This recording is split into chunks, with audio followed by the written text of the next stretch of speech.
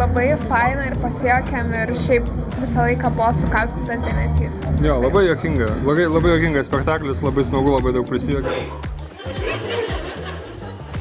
It's about life. It's a simple story about life, about men and women looking for love, looking for happiness. The idea is great because it's very funny, because it's three special men. It's a blind man, it's a deaf man, it's a man who don't speak.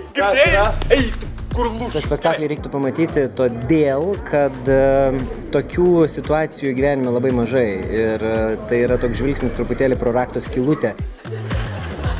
Ir noriu, kad man moteris paklūstų. Valyk!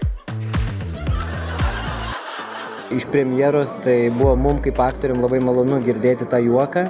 Tai reiškia, kad veikia tai, ką mes galvojom ir ką mes repetavom. Geras emocijas man po visų domino spektaklių. Aš čia ateinu tam, kad aš atsipalaiduočiau, kad gerai praleisčiau laiką, kad per daug nereikėtų galvoti ir koncentruotis į veiksmą, o tiesiog mėgautis to, kas vyksta. Benai, žinau, tu to norėtum, bet ne! Šmaikštumas, nuotaikingumas ir, ta prasme, jeigu žmonės nuolat juokiasi ir nuolat džiaugiasi matydami tai, kas vyksta scenoje, tai tikriausiai tai geriausias būdas atsipalaiduoti ir pailsėti. Cool! Kaip tu? Premjerą turėtų ateiti pažiūrėti visi. Ir mano tėvas, ir mano mama, visus kviečiame tikrai. Man atrodo, Tom, kas dabar Tinderyje ieško savo poros, man atrodo, labai tema būtų. O tu esi aklas? Kaip kurmis!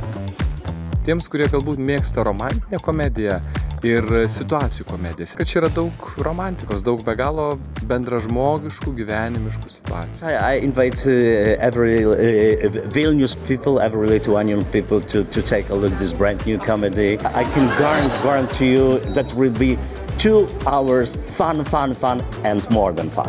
Tai kviečiu ateiti ir patiems pasižiūrėti, o kad ateiti verta, be abejo, nes čia juk yra be stabdžių.